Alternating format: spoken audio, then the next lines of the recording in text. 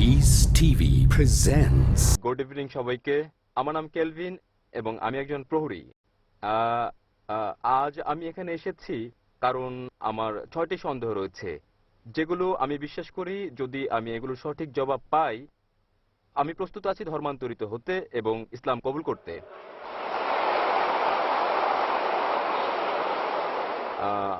আমার প্রথম প্রশ্ন দিয়ে শুরু করি, তা হচ্ছে আমি কিভাবে জানবো ইসলাম হচ্ছে সঠিক পথ ইবাদতের?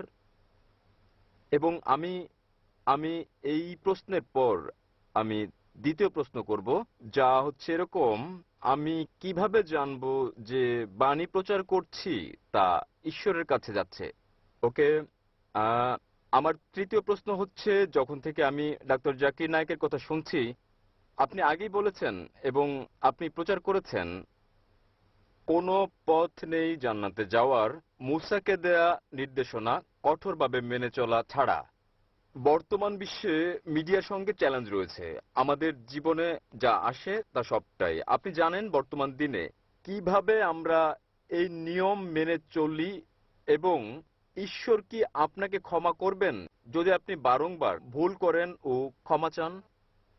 ভাই দুভাগে প্রশ্ন করতে চান, তিনটি 6টি প্রশ্ন করতে চান। প্রথম 3টি প্রশ্ন ভাই করে ফেলেছেন। কেমন করে আমি জানবো যে ইসলামে ইবাদত করা সঠিক? এটা বোঝা যেতে পারে ইসলামে কিভাবে আমরা ইবাদত করি সেটা কি ঠিক, অথবা এটা বোঝাতে পারেন যে ইসলাম কি সঠিক ধর্ম। আপনি কি বোঝাতে চান? আপনি জানতে চান কোনটা ইসলামে ইবাদতের ধারণা সম্পর্কে, সেটা কি ঠিক নাকি? ইসলাম কি ইবাদতের জন্য সঠিক ধর্ম? ভাই প্রথমে যে প্রশ্ন করেছেন তিনি জানতে চান কিভাবে তিনি জানবেন যে ইসলাম সঠিক ধর্ম আমাদের অনুসরণের জন্য, এবং দ্বিতীয় অংশ একই রকম, আমরা কিভাবে জানবো যে ইসলাম একমাত্র সত্যি। Yes sir. এবং তৃতীয়টি হচ্ছে, তিনি বলেছেন, আমার একটা লেকচারে বলা হয়েছে, যীশু খ্রিস্ট তারপর শান্তি বর্ষিত হোক বলেছেন, যদি আপনি জান্নাতে যেতে চান আপনাকে সব নির্দেশনা মানতে হবে এবং তাওরাতে উল্লেখিত সকল নিয়মের অনুসরণ করতে হবে। কিভাবে এই যুগে আমরা তাওরাতের সব নিয়ম মেনে চলি? আমি চেষ্টা করব প্রথম দুটো প্রশ্নের জবাব একসঙ্গে দিতে। কি করে আপনি জানবেন যে ইসলাম সঠিক ধর্ম ইবাদতের জন্য, এবং কি করে আপনি জানবেন যে ইসলাম একমাত্র সত্যি? ইসলাম এসেছে আরবি শব্দ সালাম থেকে, যার মানে শান্তি। এটা আরো এসেছে আরবি শব্দ সিলম থেকে, যার মানে আল্লাহর কাছে নিজের ইচ্ছাকে সমর্পণ করা। ইসলাম মানে সর্বশক্তিমান ঈশ্বরের কাছে নিজের ইচ্ছাকে সমর্পণ করে শান্তি অর্জন করা। এবং কোন গ্রন্থের দাবি যে সেটা ঈশ্বরের বাণী, যে কোনো ধর্মকে প্রমাণ দিতে যে এটা সর্বশক্তিমান ঈশ্বরের কাছ থেকে এসেছে, এই ওহী, এই গ্রন্থ, এই ধর্মকে সময়ের পরীক্ষায় উত্তীর্ণ হতে হবে।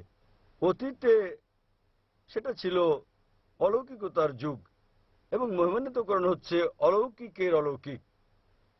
পরে আসলো সাহিত্য এবং কাব্যের যুগ। মুসলিম ও অমুসলিম আরব পণ্ডিতেরা একই সুরে তারা দাবি করলেন যে মহিমান্বিত কোরআন ছিল পৃথিবীর বুকে সবচেয়ে ভালো আরবি সাহিত্য। তবে বর্তমানে যদি কোনো ধর্মগ্রন্থ কাব্যিক ঢঙে বলে যে পৃথিবী সমতল, আধুনিক দুনিয়াকে তা গ্রহণ করবে? খুবই স্বাভাবিক না, কারণ বর্তমান হচ্ছে বিজ্ঞান ও প্রযুক্তির যুগ। তাহলে যদি আপনি এই পরীক্ষাটা করেন বিজ্ঞান ও প্রযুক্তির, বর্তমান সময়ে ধর্মগ্রন্থসমূহের যেগুলো আমাদের কাছে আছে, বিশ্বের বিভিন্ন ধর্মের সকল ধর্মগ্রন্থ পরীক্ষায় ফেল করেছে কোরআন ছাড়া। আর আমি একটা লেকচার দিয়েছি কোরআন ও আধুনিক বিজ্ঞান সাংঘর্ষিক নাকি সামঞ্জস্যপূর্ণ বিষয়ের উপর।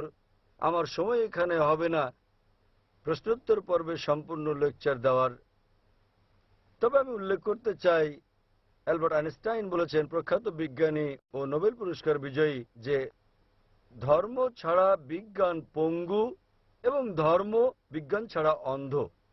আমি আপনাদের মনে করিয়ে দিচ্ছি, মহিমান্বিত কোরআন কোনো বিজ্ঞানের গ্রন্থ নয় SCIENCE, বরং এটা একটা নিদর্শনের গ্রন্থ SIGNS, এবং এতে 6000-এর বেশি নিদর্শন রয়েছে। মহিমান্বিত কোরআনে 6000-এর বেশি আয়াত আছে, যার মধ্যে 1000-এর বেশি আয়াত বিজ্ঞান নিয়ে বলেছে। যদি আপনি তুলনা করেন বৈজ্ঞানিক সত্যগুলো যা আমরা জানতে পেরেছি, আমরা দেখতে পাই যে বিজ্ঞান যা সম্প্রতি আবিষ্কার করেছে, হতে পারে 50 বছর আগে, 100 বছর আগে, 200 বছর আগে, 400 বছর আগে, মহিমান্বিত কোরআন তা উল্লেখ করেছে 1400 বছর আগে।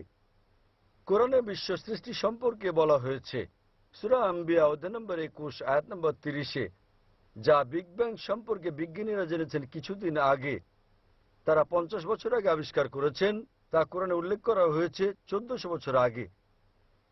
আমরা জেনেছি যে পৃথিবী বর্তুলাকার, যখন 1577 সালে স্যার ফ্রান্সিস ড্রেক জাহাজে করে পৃথিবী ভ্রমণ করেন। পবিত্র কোরআন বলছে সূরা নাজিয়াত অধ্যায় নম্বর 79 আয়াত নম্বর 30-এ, আমি পৃথিবীকে ডিম্বাকৃতি বানিয়েছি। উট পাখির ডিমের কথা বলা হয়েছে এবং আমরা জানি উট পাখির ডিম ডিম্বাকৃতি হয়। আমরা আগে ভাবতাম যে চাঁদের আলো তার নিজস্ব আলো। সম্প্রতি জানতে পেরেছি 100 বছর আগে, 200 বছর আগে, 300 বছর আগে, যে চাঁদের আলো প্রতিফলিত আলো তার নিজস্ব আলো নয়। এ কথা কোরআনে উল্লেখ করা হয়েছে 1400 বছর আগে সূরা ফুরকান অধ্যায় নম্বর 25 আয়াত নম্বর 61-তে। তাহলে কে এসব তথ্য কোরআনে উল্লেখ করতে পারেন যা আমরা সম্প্রতি জানতে পেরেছি? আগে যখন আমি পড়তাম স্কুলে, আমি শিখেছিলাম যে সূর্য ঘুরে কিন্তু আবর্তিত হয় না এর নিজ কক্ষে। কোরআনে উল্লেখ আছে সূরা আম্বিয়া অধ্যায় 21 আয়াত নম্বর 33, সূর্য ঘোরার পাশাপাশি নিজ কক্ষে আবর্তনও করে। আজ বিজ্ঞান জানতে পেরেছে যে সূর্য ঘোরে, এছাড়াও নিজ কক্ষে আবর্তন করে, যা কোরআনে উল্লেখ করা হয়েছে 1400 বছর আগে। এভাবে কোরআনে বলা হয়েছে উদ্ভিদ সম্পর্কে, জীব সম্পর্কে, প্রাণী সম্পর্কে, ভ্রূণবিদ্যা সম্পর্কে, জিন সম্পর্কে। এসব আমরা সম্প্রতি জেনেছি বিজ্ঞানে 50 বছর আগে, 100 বছর আগে, 300 বছর আগে, 500 বছর আগে। তাই যদি আপনি আজ বিজ্ঞানের এই পরীক্ষা চালান সকল ধর্মগ্রন্থের উপর, কেবল যে ধর্মগ্রন্থটি এতে উত্তীর্ণ হবে সেটি হচ্ছে পবিত্র কোরআন। আজও বিজ্ঞান এতটা অগ্রসর হতে পারেনি যে তারা সবকিছু জেনে ফেলেছে। তাই আমি লোকজনকে বলি, যদি আপনারা কোরআনকে বিশ্লেষণ করেন, আমরা জানতে পারি প্রায় 80% যা কোরআনে বিজ্ঞান সম্পর্কে বলা হয়েছে, আজ বিজ্ঞান নিশ্চিত করেছে যে এটা পুরোপুরি সঠিক। হতে পারে 20%-এর মতো অস্পষ্ট, না সঠিক না ভুল। তাই আমার যুক্তি বলছে যখন 80% পুরোপুরি সঠিক, বাকি 20%ও ইনশাল্লাহ সঠিক হবে। তাই এটা একটা যৌক্তিক বিশ্বাস। কোরআনে এরকম একটি আয়াত নেই যেটা বৈজ্ঞানিক গবেষণায় ভুল প্রমাণিত হয়েছে। কোন হাইপোথিসিস থাকতে পারে যা কোরআনের সঙ্গে সঙ্গতিপূর্ণ নয়, কিন্তু কোরআনে এরকম একটি আয়াত নেই যা কোনো বৈজ্ঞানিক গবেষণায় ভুল প্রমাণিত হয়েছে। তাই এর উপর ভিত্তি করে যদি আপনি এই পরীক্ষা চালান যে কোনো ধর্মগ্রন্থে, কেবল যে ধর্মটি, যে ধর্মগ্রন্থটি এই পরীক্ষায় উত্তীর্ণ হয় তা হচ্ছে ইসলাম ও কোরআন। আমি প্রস্তুতি পর্ব শুরু করেছিলাম কোরআনের একটা আয়াত পাঠ করে সূরা ইসরা থেকে অধ্যায় নম্বর 17 আয়াত 81, যাতে বলা হয়েছে, বলো সত্য এসে গেছে এবং মিথ্যা বিলুপ্ত হয়ে গেছে। আসলে মিথ্যা তার প্রকৃতিগত কারণে বিলুপ্ত হবে। তাহলে আপনি পরীক্ষা চালালে কেবল যে ধর্মটি পরীক্ষায় উত্তীর্ণ হয়, একমাত্র সত্য ধর্ম যা বিকৃত নয়। সেজন্য উইলিয়াম মোর বলেন, কেবল যে ধর্মগ্রন্থ তিনি বলেছিলেন 200 বছর আগে ইসলামের সমালোচক হিসেবে, কেবল যে ধর্মগ্রন্থটি যেটি বিকৃত করা হয়নি এবং যেটি বিশুদ্ধতা রক্ষা করেছে 1400 বছর ধরে, সেটি হচ্ছে পবিত্র কোরআন। তাই এইসব তথ্যের উপর ভিত্তি করে কেবল যে ধর্মের কথা আমরা ভাবতে পারি, আমরা বুঝতে পারি এবং বিশ্বাস করতে পারি যা সত্য এবং সঠিক, সেটা কোরআন। আপনার তৃতীয় প্রশ্ন নিয়ে বলি যে আমি আমার লেকচারে বলেছি যীশু খ্রিস্ট তারপর শান্তি পরিষদক বলেছেন যে আপনাদের ওল্ড টেস্টামেন্টের হিতোপদেশ অনুসরণ করতে হবে। আমি বাইবেলের উদ্ধৃতি দিয়েছি গসপেল অফ ম্যাথিউ অধ্যায় নম্বর 5 অনুচ্ছেদ নম্বর 17 থেকে 20, যেখানে যীশু খ্রিস্ট তারপর শান্তি পরিষদক বলেছেন যে যতক্ষণ পর্যন্ত তোমার ন্যায়পরায়ণতা ধর্মগুরু ও ফরিসীদের ন্যায়পরায়ণতাকে অতিক্রম না করে, কোনোভাবে কোনো উপায়েই তুমি স্বর্গরাজ্যে যেতে পারবে না। তাই আপনাকে ভালো খ্রিস্টান হতে হলে যীশু খ্রিস্টের তার উপর শান্তি বর্ষিত হোক সময়, যদি আপনি স্বর্গে যেতে চান, আপনাকে ওল্ড টেস্টামেন্টের সব হিতোপদেশগুলো মেনে চলতে হবে। আপনি পারবেন না বিন্দু বিসর্গ হেরফের করতে। যদি তা করেন তাহলে আপনাকে স্বর্গের রাজ্যে ডাকা হবে না। তাহলে বাইবেলের এই অনুচ্ছেদের উপর ভিত্তি করে গসপেল অফ ম্যাথিউ অধ্যায় নম্বর 5 অনুচ্ছেদ 17 থেকে 20 আপনাকে মানতে হবে প্রতিটি আইন ওল্ড টেস্টামেন্টের। এবং আপনার প্রশ্নটা ছিল খুবই ভালো এবং অত্যন্ত যৌক্তিক। কিভাবে আমরা এই যুগে মানব ওল্ড টেস্টামেন্টের সবকিছু, যা খুবই কঠিন? আমি একমত আপনার সঙ্গে।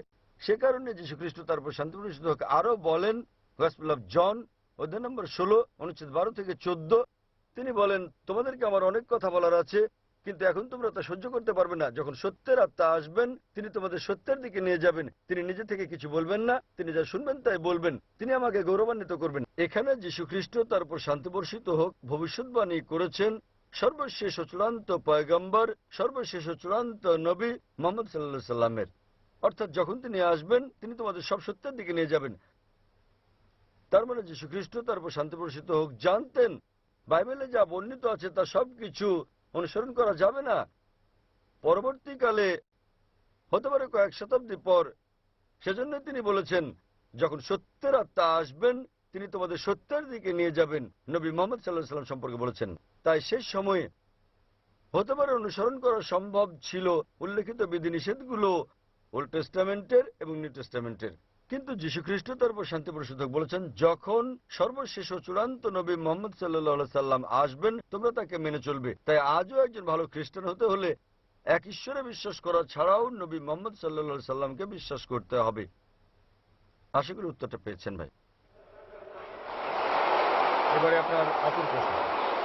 অপর প্রশ্নটি আসছে খ্রিস্টান পটভূমিতে একটি খ্রিস্টান পরিবার থেকে। কিভাবে আমি আমার পরিবারের সঙ্গে মিশব যদি আমি ইসলামে দীক্ষিত হই, এবং দুটি ভিন্ন বিশ্বাস নিয়ে একই কম্পাউন্ডে কিভাবে থাকব? ভাই আপনি প্রশ্ন করলেন যে যদি আমি ইসলাম কবুল করি তাহলে কিভাবে আমার পরিবারের সঙ্গে মিশব দুটো ভিন্ন বিশ্বাস নিয়ে। ভাই আপনি জানেন কিছুটা ওল্ড টেস্টামেন্টের মতো কিছুটা নিউ টেস্টামেন্টের মতো, তথাপিও আপনি একজন খ্রিস্টান, আপনি ওল্ড টেস্টামেন্টের নিয়ম পালন করতে পারেন নিউ টেস্টামেন্ট আসার পরেও। ওল্ড টেস্টামেন্ট ও নিউ টেস্টামেন্টের মতো কিছু থাকলে লাস্ট টেস্টামেন্টও আছে। মহিমান্বিত কোরআন সর্বশক্তিমান ঈশ্বরের লাস্ট টেস্টামেন্ট, এবং এই মহিমান্বিত কোরআনে একজন নবীও বাদ যাননি যাদের নাম বাইবেলে উল্লেখ আছে। ইসলামে আমাদের সকল নবীকে বিশ্বাস করতে হয় যারা আগে এসেছেন, এবং তাদের সংখ্যা 25 জনের কম হবে না যাদের নাম কোরআনে উল্লেখ আছে, এবং তাদের সকলের নবী মুহাম্মদ সাল্লাল্লাহু আলাইহি ওয়াসাল্লাম ব্যতীত এবং তাদের দুজন ব্যতীত তাদের কথা বাইবেলে উল্লেখ আছে। তাই আমাদের সম্মান দেখাতে হবে সর্বশক্তিমান ঈশ্বরের সকল নবীকে। এবং আমাদের প্রিয় নবী মুহাম্মদ সাল্লাল্লাহু আলাইহি ওয়াসাল্লাম বলেছেন সর্বশক্তিমান আল্লাহ পৃথিবীতে 1,24,000 পয়গম্বর পাঠিয়েছেন। তাই যদি আপনি মুসলিম হন আপনার কোন নবীকে অসম্মান করতে হবে না যাদের নাম বাইবেলে উল্লেখ করা হয়েছে। প্রকৃতপক্ষে তাদেরকে আপনার বলতে হবে যীশু খ্রিস্ট তার উপর শান্তি বর্ষিত হোক যা বলেছেন আমি তা পুরোপুরি মেনে চলছি।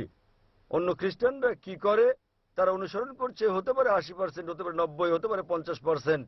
তাদেরকে আপনার বলা উচিত গসপেল অফ জনের 16 নম্বর অধ্যায়ের 12 থেকে 14 অনুচ্ছেদে যা বলা হয়েছে তোমাদেরকে আমার অনেক কিছু বলার আছে, কিন্তু এখন তোমরা তা সহ্য করতে পারবে না। যখন সত্যের আত্মা আসবেন তিনি তোমাদের সব সত্যের দিকে নিয়ে যাবেন। তাহলে আমি যীশু খ্রিস্টকে তার উপর শান্তি বর্ষিত হোক অনুসরণ করছি তথাকথিত অন্যান্য খ্রিস্টানদের চেয়ে। তাই যদি আপনি মুসলিম হন আপনি খ্রিস্টানদের চেয়েও ভালো খ্রিস্টান হয়ে যাবেন। আশা করি প্রশ্নের উত্তর পেয়েছেন। হ্যাঁ। আপনার পঞ্চম প্রশ্নটি কি?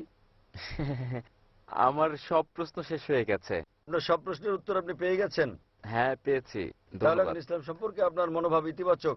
ইসলাম ধর্মের ব্যাপারে আমার মনোভাব ইতিবাচক এবং আমি ইসলাম গ্রহণে প্রস্তুত।